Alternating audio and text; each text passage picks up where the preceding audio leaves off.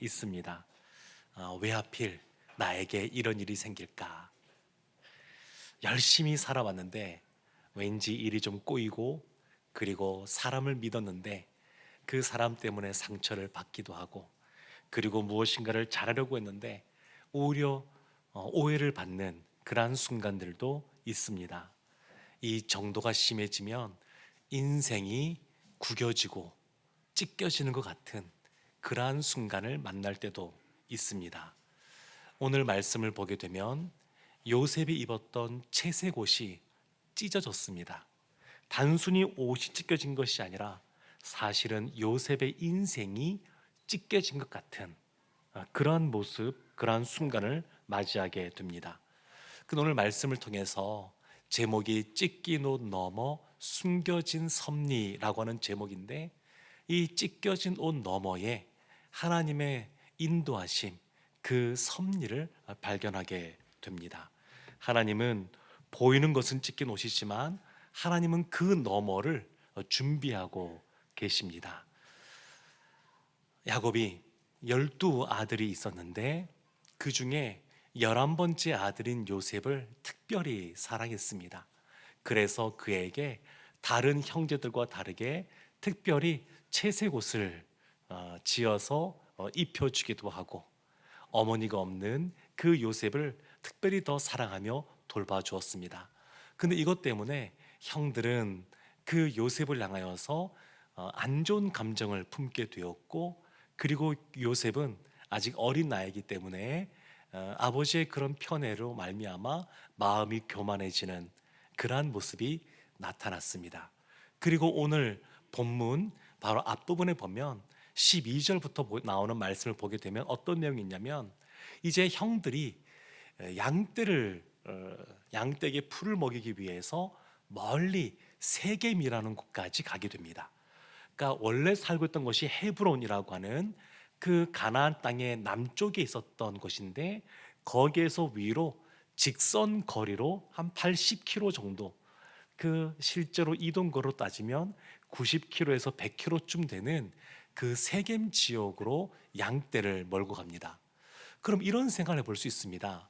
세겜은 야곱의 이야기를 살펴보게 되면 아주 중요한 지역으로 나옵니다. 왜 중요하냐면 야곱의 가문과 악연으로 얽혔기 때문에 그렇습니다. 야곱의 딸 디나가 강간을 당하여서 그의 오라비들이 그 사람들을 다 죽여버리는, 살해했던 곳이 이 세겜 지역입니다. 그러니까 악연으로 연결되어 있어요. 그런데 지금 그와 같이 관계가 껄끄러운 그 세겜에 양떼를 데리고 갔습니다. 정확한 이유는 모르겠지만 크게 두 가지를 생각해 볼 수 있습니다. 하나는 정치적으로 이 야곱 가문과 세겜이 화해를 냈다, 이래 볼 수도 있고, 또 하나는 세겜에 가야 될 만큼 양떼를 먹여 살리는 것이 녹록지 않았다, 이렇게 볼 수도 있습니다. 아마 후자가 아닐까 싶습니다. 그러니까 양떼에게 풀을 먹이고 그들을 키워내는 데 있어서 세겜 지역까지 올라가야 되는 그런 상황이 야곱 가문에 지금 펼쳐졌습니다. 근데 그때 이 야곱이 걱정이 되겠죠. 이 세겜 지역, 그전에도 인연이 좀 안 좋게 얽혀 있었으니까 형들이 안전하게 잘 지내는지, 양떼는 괜찮은지 궁금했습니다. 그래서 그의 아들 요셉을 보내서 그들이 평안한지 샬롬한지 살펴보라고 했습니다. 그래서 이 요셉이 이제 이 헤브론 지역을 떠나서 세겜까지 가게 됩니다. 그때 어떤 일이 벌어지냐면 15절 말씀 이렇게 이어집니다. 어떤 사람이 그를 만난즉 그가 들에서 방황하는지라. 그 사람이 그에게 물어 이르되 내가 무엇을 찾느냐. 요셉이 세겜 지역에 갔는데 형들을 못 찾는 겁니다. 방황하고 있습니다. 마치 서울에서 왕서방 찾기 같은 모습으로 찾은 거죠. 근데 못 찾는 겁니다. 근데 그때 어떤 사람이 사람을 만납니다. 그리고 그 사람이 먼저 물어봅니다. 내가 무엇을 찾느냐? 요셉에게 먼저 물어봅니다. 그 요셉이 저는 형들을 찾고 있습니다. 형들은 지금 양을 치고 있는데 혹시 알고 있으면 알려주세요. 이렇게 이야기합니다. 그러더니 17절에 그 사람이 이렇게 말합니다. 그 사람이 이르되 그들이 여기서 떠났느니라. 내가 그들의 말을 들으니 도단으로 가자 하더라 하니라. 요셉이 그의 형들의 뒤를 따라가서 도단에서 그들을 만나니라. 도단. 이 세겜에서도 한 20에서 25km쯤 위로 올라가야 되는 그러한 곳입니다. 그러니까 이 길들이 다 이렇게 녹록지 않은 산악 지역이어서 녹록지 않은 그런 길들입니다. 그런데 이러한 길을 이 어떤 사람이 알려줍니다. 알려줘요. 사랑하는 성도 여러분, 이것이 우연으로 보여지십니까? 그냥 형들을 만나러 갔는데 어떠한 사람을 만나게 되고 그 사람이 먼저 말을 하게 되고 또 그 사람이 요셉이 원하던 정보를 갖고 있고 그래서 그것을 순순히 알려주는 것, 어찌 보면 우연이라고 볼 수 있을지도 모르겠지만 하나님 나라에서 우연은 없습니다. 그래서 이 배우에 하나님이 선한 손길로 지금 요셉을 이끌어가고 계시다라고 하는 것을 볼 수가 있습니다. 그래서 우리도 보게 되면 다른 이들 가운데 우리도 어떤 사람이 되기도 합니다. 나를 통해서 예수님의 이야기를 듣기도 하고 그리고 그 사람이 예수님을 믿고 하나님 나라의 백성이 되는, 천국 백성이 되는 그런 일들도 나타나기도 합니다. 우리가 누군가의 그러한 손길 속에 하나님의 섭리, 그 인도하심, 그 도와주심을 경험하기도 하지만 또 내가 그와 같이 하나님의 도구로 쓰임 받아서 다른 사람에게 어떤 사람의 역할을 감당하기도 합니다. 지금 헤브론에서 세겜을 지나 도단까지 그 거리가 꽤 멉니다. 여기는 산악 지역이에요. 헤브론 그 골짜기에서 산지로 올라가는 겁니다. 생각해 보면 그 거리가 100km쯤 되면 한 3, 4일 걸리는 거리 아니겠습니까? 그냥 보통 혼자 걸어가면 3일 길이면 되겠지만 천천히 가면 한 4일은 걸릴 것 같고요. 그리고 도단까지도 하루 길입니다. 그러니까 적어도 요셉이 4, 5일 정도는 형들을 찾아갔다. 이렇게 볼 수가 있습니다. 양들도 대단하죠. 그 양들은 속도가 훨씬 느릴 텐데 그 산악 지역을 이 양떼를 데리고 형들은 갔습니다. 근데 이와 같이 이제 형들이 있는 곳에 가서 형들을 만나게 되는데 이제 본격적인 사건이 시작이 됩니다.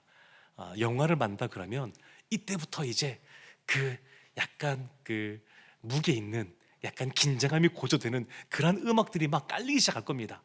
멀리서 형들이 보이는 그러한 상태, 형들은 멀리서 요셉을 보는 상태, 그런 상태입니다.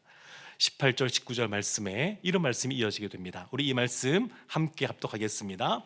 요셉이 그들에게 가까이 오기 전에 그들이 요셉을 멀리서 보고 죽이기를 꾀하여 서로 이르되 꿈꾸는 자가 오는도다. 그냥 형들을 만난다라는 것 자체를 보면 굉장히 이제 밝고 그냥 또 즐거운 음악이 나올 것 같지만 그 뒤에 보면 형들이 멀리서 요셉을 보고 나서 요셉을 죽이기로 꾀합니다. 그 비아냥거리죠. 서로 꿈꾸는 자가 오는도다. 근데 생각해 보십시오. 사람이 멀리 본다 그러면 뭐 얼마나 멀리 보겠습니까? 멀리 봐야 몇백 미터 아니면 더 멀리 보는 사람은 뭐 1km 보는 사람이 있을지 모르겠지만 그렇게 먼 거리가 아닙니다. 근데 그 짧은 순간에 10명의 형제들이 어떻게 마음을 모았냐면 동생을 죽이자 합의가 된 겁니다. 이 말은 이 짧은 순간에 형들이 서로 의견을 주고받던 것이 아니라 평소에 그 마음을 품고 있었다는 겁니다. 평소에 압력밥솥 보면 압력이 차오르다가 마지막에 탁 이렇게 그것을 터뜨리는 그런 사람들도 있는데 사실은 지금 형들이 그런 모습을 보여주고 있습니다.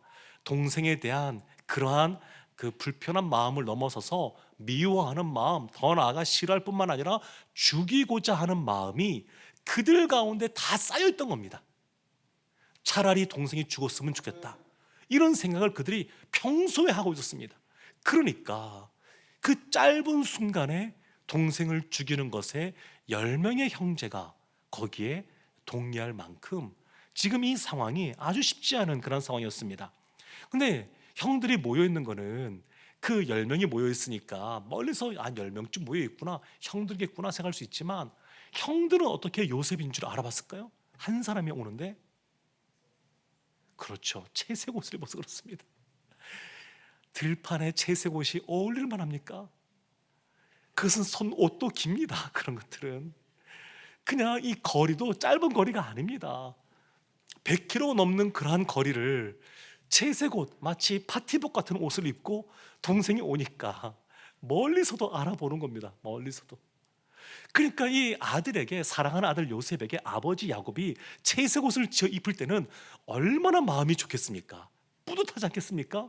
이 귀한 옷감을 가지고 내 사랑하는 아들에게 옷을 지어서 입힌다. 얼마나 뿌듯할까요?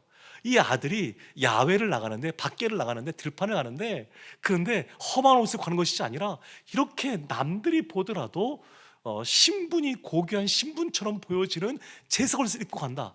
아버지 입장에서는 굉장히 마음이 만족스럽고 뿌듯하고 좋을지 모르겠지만, 이것 때문에 요셉이 죽을 상황에 처했습니다. 만약에 그러지 않았다 그러면 갑자기 요셉이 그 바로 코앞에서 오는 줄 알고 만났다 그러면 형들이 입을 맞출 시간이 없었을 겁니다. 죽이자 이렇게 말할 수가 없었을 겁니다. 꿈꾸는 자가 오는도다 이렇게 대놓고 서로 비아냥거리면서 죽일 모의를 못했을 겁니다. 근데 지금 아버지는 너무나 마음이 좋죠. 아들에게 옷을 입혔으니까. 근데 그것 때문에 지금 요셉은 죽을 상황에 처했습니다. 그 보면 야곱도 그렇고 요셉도 그렇고 이 형제들이 요셉을 향해서 얼마나 미운 마음을 갖고 있는지, 죽을 만큼 죽일 만큼 싫어하는지 이것을 몰랐습니다. 무지했어요. 둔감했습니다. 그러면 이와 같이 무지하고 몰랐다는 것만으로 다 이것이 이해되고 용납되는 걸까요? 그렇지가 않습니다. 그래서 하나님을 향해서도 마찬가지입니다. 하나님을 향하여, 하나님에 대하여 너무 무지하는 것도 문제입니다.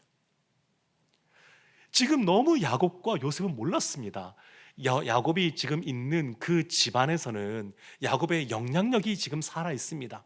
그런데 지금 야곱이 눈에 보이지 않는 그의 영역부터 멀리 벗어나는 이 세겜 지역까지 지금 요셉을 보내고 있습니다. 판단을 못한 거예요. 요셉이, 이 야곱이 판단을 못했습니다. 그러면서 그들이 이 요셉을 죽여서 구덩이에 던지고 악한 짐승이 그를 잡아먹었다 하자 이렇게 입을 맞춥니다. 그런데 이때 의외의 인물이 등장합니다. 첫 번째 아들인 르우벤입니다. 르우벤이 요셉을 살리려고 합니다. 그 내용이 21절 22절에 이렇게 나옵니다. 르우벤이 듣고 요셉을 그들의 손에서 구원하려 하여 이르되 우리가 그의 생명은 해치지 말자. 22절 함께 보겠습니다. 르우벤이 또 그들에게 이르되 피를 흘리지 말자. 그를 광야 그 구덩이에 던지고 손을 그에게 대지 말라 하니 이는 그가 요셉을 그들의 손에서 구출하여 그의 아버지에게로 돌려보내려 함이었더라. 근데 이게 좀 의외입니다. 왜냐하면 왜 르우벤은 요셉을 돌려보내려고 했을까? 돌려보내는 이유는 나와 있죠. 그들의 손에서 구출하여 아버지에게 돌려보내려고 하는 그 의도는 있습니다. 죽이지 말고 구덩이에 넣자 이렇게 말하는 것은. 그러면 왜 이 요셉을 살리려고 했을까? 이 앞에 보면 어떤 사건이 있었냐면 야곱의 그 첩 중에서 비라가 있었습니다. 라헬의 몸종이었던 비라. 그런데 이 르우벤이 그 비라와 더불어서 동침을 했었습니다. 천륜을 어긴 거죠. 그래서 결국 창세기 49장을 가게 되면 장자권을 잃어버리게 됩니다. 이 일 때문에. 그러면 이 일이 벌어졌습니다. 그러면 아버지 야곱과 첫째 아들인 르우벤 사이의 관계는 어떻게 됐을까요? 첩이라고 그러지만 자신의 아내 아닙니까? 관계가 완전히 파탄난 겁니다. 그러니까 야곱의 집안은 그 배다른 자식들이 쫙 있는 데다가 이와 같이 천륜을 어기는 아들도 있고, 그러니까 그 집안이 그냥 콩가루 집안이고, 그리고 완전히 그 안에 복잡복잡한 것들이 막 얽혀 있는 그런 상태입니다. 이것이 야곱이 편애하면서부터 이런 모습들이 나타났던 겁니다. 그러니까 이 아버지가 이 책임에서 벗어날 수가 없어요. 그러니까 자녀들이 사이좋게 지내는 것, 물론 자녀들이 문제일 수 있지만 그 부모가 이 책임을 벗어날 수가 없어요. 지금 야곱이 그런 모습을 보였는데, 그러면 어쩌면 추측입니다. 이와 같은 사건이 있었으니까 어쩌면 이 아버지가 사랑하는 요셉을 살려 돌려보내면 아버지의 관계가 조금은 회복되지 않을까, 이런 생각을 했을 수도 있고, 아니면 그냥 그래도 첫째니까 아무리 그래도 그렇지 동생을 죽일 수 있느냐, 그냥 살려보내자, 이럴 수도 있습니다. 정확히 모르지만 분명한 것은 있습니다. 그것이 뭐냐면 천륜을 어긴 이 르우벤, 이 기대할 수 없는 사람인 이 르우벤을 통해서 하나님이 요셉을 살리셨다는 겁니다. 형제들이 다 지금 동생 요셉을 죽이려고 하고 있습니다. 근데 전혀 기대할 수 없었던 인물인 이 르우벤을 통해서 이 요셉이 살아납니다. 구덩이에 떨어지게 되지만 결국 살아납니다. 그래서 하나님의 인도하심을 우리가 너무 섣불리 이렇게 예단할 필요가 없습니다. 하나님은 정말로 하나님의 사람들을 하나님께서 이끌어 가시는데, 때로는 전혀 기대하지 못했던 때에 기대하지 못했던, 예상하지 못했던 사람들을 통하여 우리를 인도하시고 살려내기도 하십니다. 그래서 23절 24절에 보면 이들이 요셉을 대하여 아주 폭력적으로 대하기 시작하는데, 우리 23절 24절 함께 합독하겠습니다. 요셉이 형들에게 이르매 그의 형들이 요셉의 옷 곧 그가 입은 채색 옷을 벗기고 그를 잡아 구덩이에 던지니 그 구덩이는 빈 것이라 그 속에 물이 없었더라.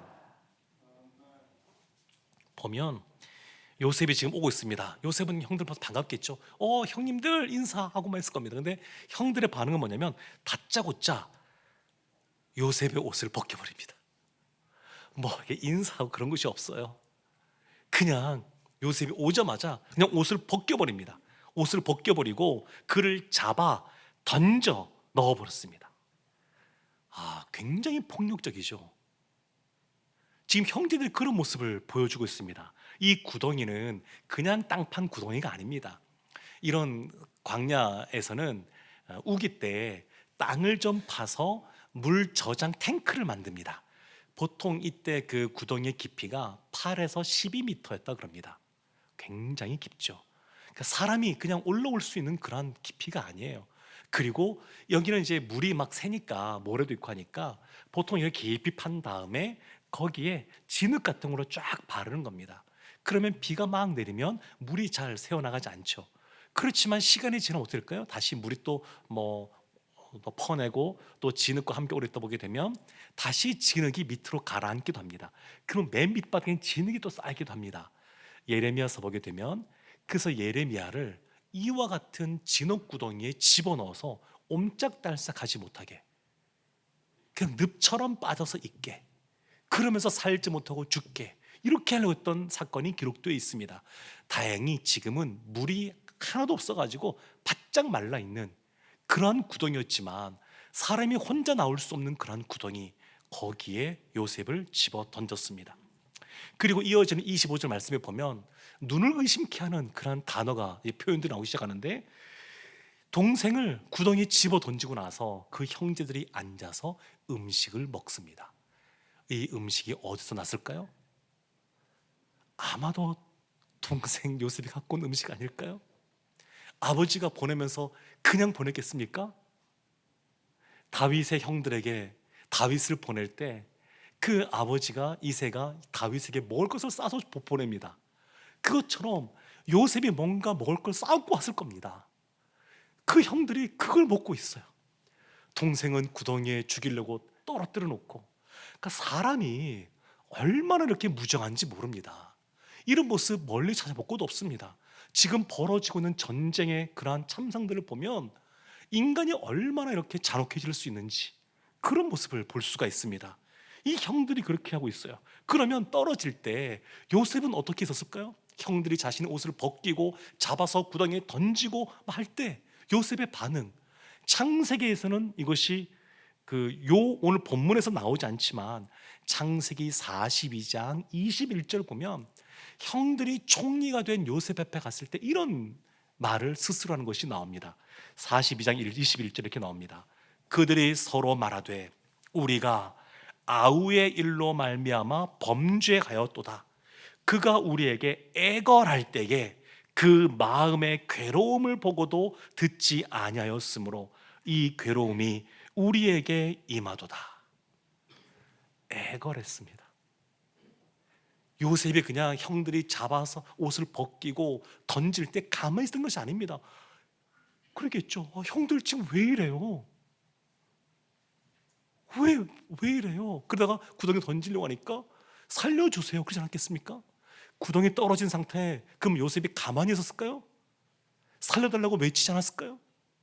형들이 그런 소리를 들으면서 그 옆에서 음식을 먹고 있는 겁니다. 꿈꾸는 자 이러면서 비아냥거리면서 그들이 먹고 있는 겁니다. 그러니까 요셉이 그냥 있었던 것이 아니에요. 그리고 이것을 20년이 지난 다음에 형들이 지금 얘기하는 거거든요. 그러면 20년이 지난 다음에도 형들이 이것을 생생히 기억할 만큼 이때의 장면은 아주 그들에게 강렬하게 남아있는 겁니다. 그러니까 요셉이 얼마나 애걸했는지 마음의 괴로움을 토로했는지를 알 수가 있습니다. 얼마나 정신적인 충격이 컸겠습니까? 지금 그런 상황이에요. 사랑하는 성도 여러분, 우리도 살다 보게 되면 힘들 때가 있죠. 슬플 때가 있습니다. 그럼 어떻게 해야 될까요? 힘든 것 굳이 안 힘든 척 할 필요 없습니다. 슬픈데 안 슬픈 척 할 필요도 없어요. 힘듦은 힘들다, 슬픔은 슬프다, 아프면 아프다, 이렇게 이야기하는 것이 필요합니다. 이것이 굉장히 인간적이에요. 하나님이 우리를 성도로 부르셨지만 우리는 기본적으로 사람 아니겠습니까? 그러니까 사람의 그런 반응들이 어렵고 힘들면 그렇게 나타나게 되어 있습니다. 그것이 이상한 것이 아닙니다. 지금 이 구덩이는 깊이 파져 있습니다. 왜 형들이 옷을 먼저 벗겼을까요? 이런 곳은 저녁이 되고 밤이 되면 춥습니다. 옷을 벗겨야 빨리 죽으니까. 그러니까 이렇게 벗기는 거예요. 그런데 그 어제 차가운 구덩이 속에 있으면서 요셉이 가만히 있는 것이 아니라 본인의 힘든 것을 이야기하고 있습니다. 이야기하고 있어요. 형들은 먹고 있지만 요셉은 먹을 것도 없습니다. 우두 삶을 살면서 먹을 것 없는 상황 속에 처할 때가 있고 앞뒤 좌가 꽉꽉 막히고 죽을 것 같은 상황 속에 놓여 있을 때가 있습니다. 성경에도 보면 이런 인물들이 꽤 나옵니다. 대표적인 사람이 욥입니다. 욥은 거부였고 참 하나님을 신실하게 잘 믿고 섬기던 사람이었지만 그러한 시험 가운데 하루아침에 자녀도 다 잃게 되고 재산도 다 잃어버리게 되고 그런 상황이었습니다. 욥기 2장 9절 10절에 보게 되면 이런 상황 속에서도 하나님을 원망하지 않으니까 그의 아내가 욥에게 이런 말을 합니다. 그의 아내가 그에게 이르되 당신이 그래도 자기의 온전함을 굳게 지키느냐? 하나님을 욕하고 죽으라. 그가 이르되, 욥이죠, 그대의 말이 한 어리석은 여자의 말 같도다. 우리가 하나님께 복을 받았은즉 화도 받지 아니하겠느냐 하고 이 모든 일에 욥이 입술로 범죄하지 아니하니라. 욥이 입술로 범죄하지 않아요. 그러나 바로 이어서 욥기 3장 1절에 이런 말씀이 있습니다. 그 후에 욥이 입을 열어 자기의 생일을 저주하니라. 이어지는 11절에 이렇게 나옵니다. 어찌하여 내가 태에서 죽어 나오지 아니하였던가? 어찌하여 내 어머니가 해산할 때에 내가 숨지지 아니하였던가? 욥이 사람을 향해서는 입술로 범죄하지 않았지만 하나님 앞에서는 자신의 그 힘든 마음을 거친 언어들을 써가지고 쏟아내고 있습니다. 하나님께 그렇게 말하고 있어요. 하나님, 어찌하여 나에게 이런 일이 생깁니까? 어찌하여? 내가 하나님 앞에 어떻게 했는지 하나님이 아실 텐데 왜 나에게 이런 일이 생깁니까? 이렇게 얘기하고 있는 거예요. 사실은 시편을 보게 되면 다윗도 이런 고백을 참 많이 합니다. 더 거친 표현들이 많이 나옵니다. 그러니까 우리가 하나님 앞에, 사람들 앞에서 우리가 이와 같이 말하는 건 아니지만 하나님 앞에서 힘들 때 이와 같이 하는 거예요. 저도 보면 우리 은혜월 개방하고 있잖아요. 새벽부터 저녁까지 개방하고 있는데 이렇게 보면 우리 성도님들 한 분 한 분 오셔서 하나님을 향해 울고 계신 분들을 보게 됩니다. 하나님 앞에서 울어요. 하나님 앞에서 그냥 씩씩하게 건강하게 또 활기차게 삶을 살려고 애쓰고 노력하지만 힘든 상황 속에서 하나님 앞에서 웁니다. 울어요. 근데 그것은 너무나 인간적인 모습입니다. 이것은 믿음이 없는 모습이 아니고 하나님 앞에 우리가 그런 일들을 당하면 처음에 되게 당황할 수도 있고 황망할 수도 있고 그 힘듦은 어찌할 수가 없습니다. 그럴 때는 이야기하는 거예요. 요셉이 이 상황 속에서 구덩이에서도 하나님 앞에 형들 앞에서 그것이 이야기했던 것처럼 이야기하는 것이 필요합니다. 로마서 12장 15절 말씀에 보면 이렇게 말하고 있습니다. 즐거워하는 자들과 함께 즐거워하고 우는 자들과 함께 울라. 옆에 구덩이에 떨어진 사람, 지금 터널을 지나가고 있는 사람, 그런 사람들 만나면 함께 옆에 있어주는 거야. 제가 오늘도 우리 함께 있는 지체 그 부모님 중에 한 분이 이제 돌아가시려고 한다는 이야기를 오늘도 들었습니다. 그러면 그런 이야기를 들으면 함께 있어주는 거죠.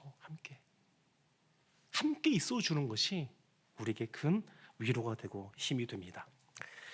근데 그 뒤 이어지는 사건을 보게 되면 어떤 이유에서인지 르우벤이 자리를 비웠습니다. 그때 유다가 형제들에게 뭐라고 말하냐면 지금 멀리에서 지금 상인들이 오고 있었어요. 이 도단이란 지역은 해변길과 연결되는 지역입니다. 그러니까 메소포타미아 지역과 이집트가 이렇게 연결될 때 그 오가는 길이 있을 때 그 바닷길로 가는데 이 도단이란 지역을 지나가서 가요. 그러니까 상인들이 많이 지나다니는 그런 길입니다. 근데 이때 이스마엘 사람들 또 미디안 사람들 다 각각 상인들인데 고대에는 도적들이 있으니까 그러니까 어떻게 하냐면 상인들끼리 괜찮은 상인들이면 함께 연합하여서 함께 그 길을 겁니다. 아무래도 무리가 크면 그러면 더 이렇게 안전하지 않겠습니까? 그래서 미디안 상인들 또 이스마엘 그런 사람 상인들 그런 사람들이 함께 옵니다. 그때 이 유다가 그것을 보고 형제들에게 말합니다. 우리가 동생을 죽이지 말고 차라리 팔아버리자. 그러면서 그래도 우리 동생 아니냐 이런 말을 유다가 합니다. 그러고 나서 37장 28절 이런 말씀이 이어집니다. 우리 함께 이 말씀 합독하겠습니다. 그때에 미디안 사람 상인들이 지나가고 있는지라 형들이 요셉을 그를 이스마엘 사람들에게 팔매 그 상인들이 요셉을 데리고 애굽으로 갔더라. 형들이 구덩이에서 끌어올려요. 그러니까 혼자 나올 수 없는 그런 구덩이입니다. 끌어올려야 되는 거예요. 끌어올려서 은 20에 팝니다. 근데 보통 노예로 팔 때는 사람을 팔 때는 은 30입니다. 가룟 유다가 예수를 팔 때 은 몇 개 받았냐면 30개 받았습니다. 근데 지금 요셉은 20개를 받아요. 왜 그러냐면 요셉은 그때 나이가 17세 아니겠습니까? 17세? 근데 이때 보통 고대 근동에서 보게 되면 성인은 사회적으로 그의 몸이 얼마나 성장했냐에 따라서 성인의 취급을 했습니다. 보통 그 나이가 대략 13세에서 15세입니다. 그러니까 사회적으로는 요셉은 이미 성인입니다. 그런데 민수기 말씀을 보게 되면 군인으로 나아가는 사람들은 만 20세 이상이어야 됩니다. 만 20세. 그러니까 이렇게 종교적인 어떤 공동체의 책임을 지는 사람들은 만 20세입니다. 그러니까 아직 요셉이 군인으로서 움직일 만한 그러한 몸의 성장을 갖고 있지 않은 그러한 나이니까 은 30을 못 받고 은 20을 받고 팔아 넘기는 겁니다. 보통 은 하나면 1세겔이면 한 달 그냥 노동자가 일해서 벌어들이는 수익이니까 한 달 월급이라고 할 수 있죠. 생각해 보십시오. 형제가 10명이에요. 20 받았어요. 20세기를 받았어요. 몇 개씩 나눠 가질까요? 2개씩. 그리고 그 금액이 얼마냐면 2달치 월급에 해당되는데요. 너무 좀 이렇게 참 이런 걸 생각해 보면 형들 너무하지 않나? 이런 생각이 듭니다. 그런데 이들이 요셉을 데리고 와서 애굽에서 팔게 됩니다. 그리고 이제 29절 말씀에 보면 르우벤이 돌아와서 이것을 보고 옷을 찢습니다. 그리고 31절 32절에 보게 되면 이제 이 야곱에게 그들이 어떻게 했는지가 나오는데 31절 32절 말씀 우리 함께 합독하겠습니다. 그들이 요셉의 옷을 가져다가 숫 염소를 죽여 그 옷을 피해 적시고 그의 채색 옷을 보내어 그의 아버지에게로 가지고 가서 이르기를 우리가 이것을 발견하였으니 아버지 아들의 옷인가 보소서 하매 순염소를 죽여서 그 옷을 피해 적시고 아버지에게 가져갔습니다. 사실 이 야곱은 아버지와 형을 속였던 경험이 있는 사람입니다. 근데 지금 아들이 그 야곱에게 똑같이 행하고 있어요. 참 이 나쁜 그러한 어떤 이런 모습들은 그냥 너무 쉽게 전수되는 것 같습니다. 좋은 것들은 참 쉽지가 않은데 이 나쁜 역사들은 쉽게 반복되는 것 같습니다. 그러니까 아버지가 우리 아들 요셉이 악한 짐승에 사로잡혀서 그가 몸이 찢어졌구나 이렇게 그가 생각하고 있었습니다. 그러면서 34절 35절 말씀에 이렇게 나옵니다. 자기 옷을 찢고 굵은 배로 허리를 묶고 오래도록 그의 아들을 위하여 애통하니 35절 그의 모든 자녀가 위로하되 아버지가 느끼는 가장 큰 고통은 부모가 느끼는 가장 큰 고통은 자녀가 먼저 죽는 경우입니다. 이거는 누구도 이해할 수 없다고 그래요. 그러니까 제가 그런 일을 겪으신 분들을 만나보면 누구도 이해할 수 없다고 말합니다. 그만큼 고통이 크다고 그럽니다. 그런데 이 야곱이 어찌 보면 좋은 마음이잖아요. 자녀를 사랑하는 거. 근데 그것이 지혜롭지 않고 편애로 나타나고 그것 때문에 자녀들이 너무너무 죽일 만큼 미워하는 것을 알지 못하니까 이와 같은 모습이 지금 결과가 초래되었습니다. 그리고 요셉의 형들은 보면 야곱을 위로하잖아요. 모든 자녀들이 인간이 이렇게 역겨울 만큼 위선적일 수 있습니다. 지금 이들이 그런 모습을 보여줍니다. 야곱의 형 에서가 자기를 속인 야곱을 죽이려고 했었는데 그런 모습들이 지금 계속해서 나타나고 있습니다. 죄를 덮으려면 또 다른 죄를 짓곤 합니다. 다윗이 그 밧세바와 동침하는 그 죄를 덮기 위해서 밧세바의 남편 우리아를 죽음의 자루로 내몬 것처럼 그런 모습들이 나타납니다. 이제 마지막 결론은 어떻게 지어지냐면 36절 이렇게 나옵니다. 그 미디안 사람들은 그를 애굽에서 바로의 신하 친위장 보디발에게 팔았더라. 보디발에게 이 요셉이 팔렸어요. 요셉의 스토리는 옷과 관련해서 볼 수도 있습니다. 처음에는 찢긴 옷이에요. 채색 옷이에요. 채색 옷인데 그 다음에 찢긴 옷이 되었어요. 그 다음에 노예 옷을 입습니다. 그 다음에 억울하게 죄수 옷을 입습니다. 그러나 결과는 어떻게 되냐면 마지막 장면은 총리의 옷을 입습니다. 그러니까 지금은 찢긴 옷 같지만 시간이 지난 다음에 보면 하나님의 그 섭리 가운데 결국 그 꿈이 이루어지는 것을 보게 됩니다. 아픔이 변하여 기쁨이 되었습니다. 상처가 별이 될 수 있습니다. 그렇지만 모든 상처가 별이 되는 것은 아닙니다. 아픈 만큼 망가지는 인생도 많습니다. 그러나 그 아픈 시간에 자기를 돌아보고 하나님을 바라보면 성숙해집니다. 그리고 그 성숙해지는 과정을 통해서 하나님의 섭리를 이해하게 되고 인정하게 됩니다. 사랑하는 성도 여러분, 힘겨운 일을 만나게 될 때에는 구덩이에 있는 것 같은 상황에 있을 때에는 하나님의 섭리가 있진 않는지 살펴보아야 됩니다. 성도의 고통 속에는 반드시 하나님의 섭리가 있습니다. 우연이 없어요. 그 속에 하나님의 메시지도 있고 하나님의 인도하심이 있기도 합니다.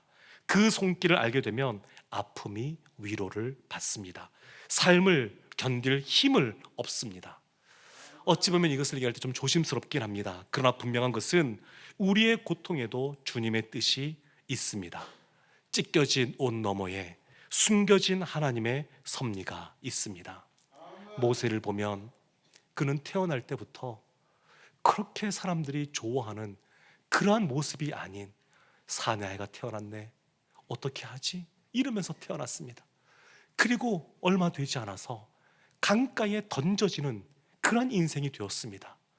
나이가 40이 되었을 때에 동족을 사랑하는 마음으로 한 사람을 때렸더니 그를 죽이는 사람이 되어서 광야에서 40년 동안 세월을 보냅니다. 80세가 되어서 그가 이제 하나님의 불을 받게 되었습니다. 생각해 보십시오. 그리고 나서 출애굽한 이후에 광야에서 이스라엘 민족이 40년 있게 되는데 광야를 아는 사람이 누가 있습니까? 모세밖에 없습니다. 모세가 있었기에 광야 40년에 별 문제 없이 그 기간을 잘 지나가게 되었습니다. 어느 순간 모세는 깨닫게 됐을 겁니다.